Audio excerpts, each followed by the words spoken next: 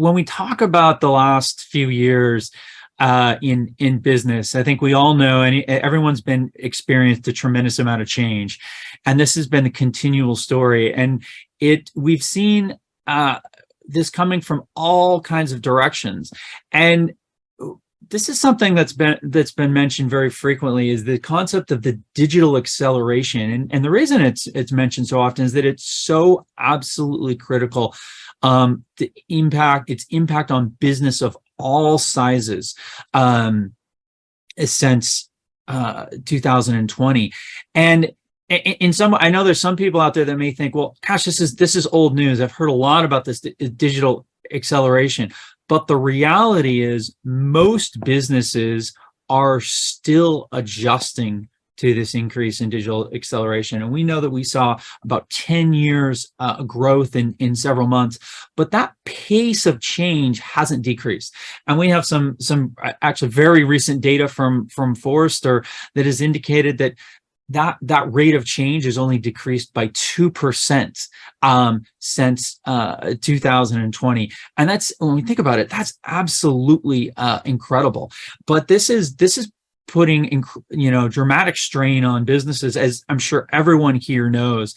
And that strain creates challenges, but it also creates opportunities. But with these challenges, we're seeing several key areas for business. And one is that the need to enhance the customer experience and meet ever-changing customer expectations has only increased. This is not lessening, and especially with current economic conditions.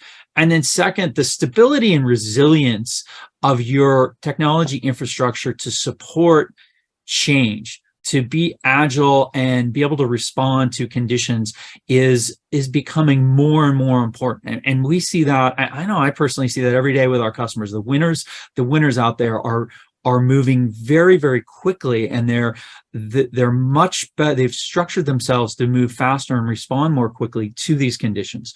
And then thirdly, cohesiveness and visibility across your business. Do you have the data? Is information siloed across the business, or is it pulled together and you feel like you've got a single system, even though you might have 50 or 100 applications behind the scenes?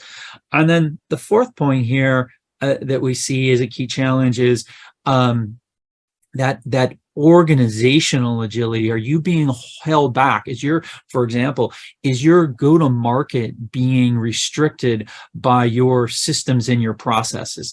Can you not move quickly enough to adapt to changing supply chain conditions as fast as you want to?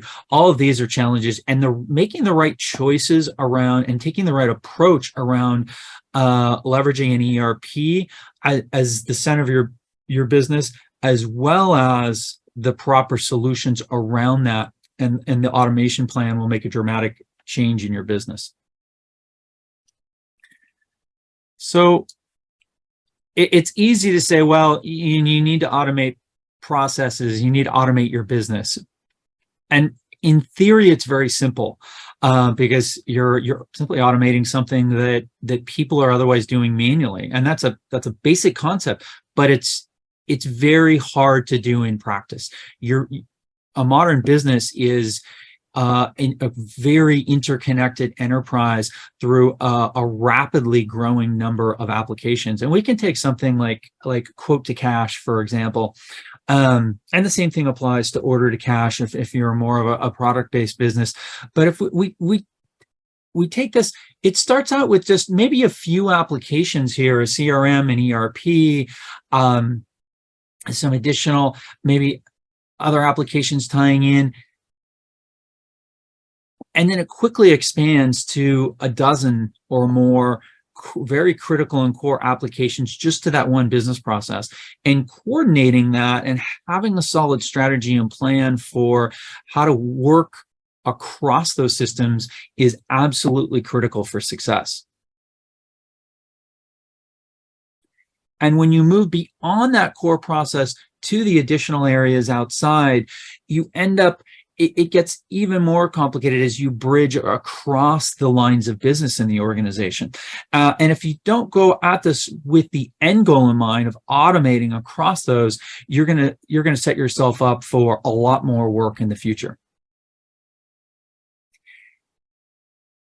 And we take that theme of the other business processes in the organization, and it multiplies everything, because it's not just about what's happening in your quote to cash processes, but what's going on in HR, marketing, maybe customer success, in your data warehousing and analytics. And all of these systems have to work together. A modern mid-market company now has over 100 SaaS applications within the business. And I know that's hard to believe, but when you start counting them up, this is almost always true. And we see with businesses that we talk to, the proliferation of these applications is critical for the success of your business. But it all starts with a core ERP and then grows from there. And you have to have a strategy how to connect these and how to make this a seamless system. So first of all, focus on your priorities as you go forward. And one of the things when I work with customers and clients in the past is always starting at the very top level. What are the top level priorities for your company this year? And we're talking about revenue goals, go-to-market strategies, these very top level things. You might say, well, what does that have to do with systems? And it's segmented out in a way, but it's also those efforts, those system efforts, critically must align back up to those top level company priorities. And very often we're seeing the lack of accomplishment of those top level goals. It's coming from breakdowns in systems, breakdowns in business process.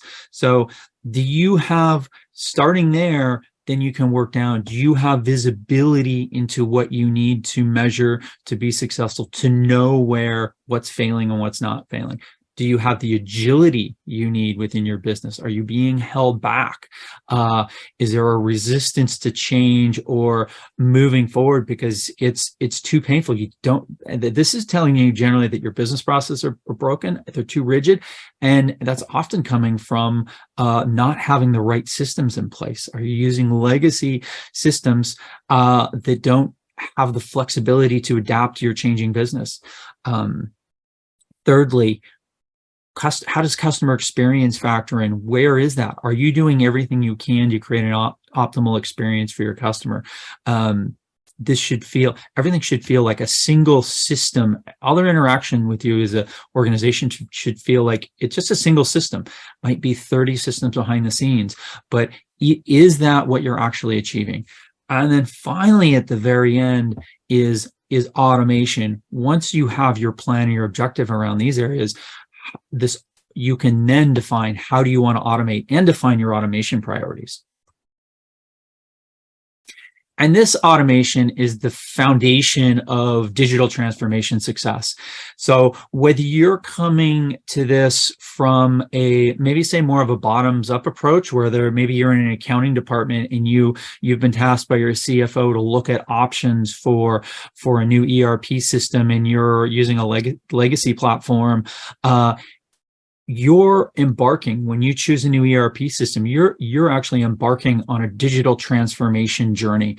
And a modern ERP is the central tenet of that journey. It's the starting point for digital transformation. But you also might be coming at this from a different perspective. You could be if you're a leader in a technology leader in an organization, and this is a top-down initiative explicitly to digitally transform the enterprise, the same principles apply. You have to start with a solid ERP. Automation starts there with the right systems and the right choices. And if you lay the proper groundwork, you can achieve your digital transformation journey, which very often is a multi-year process.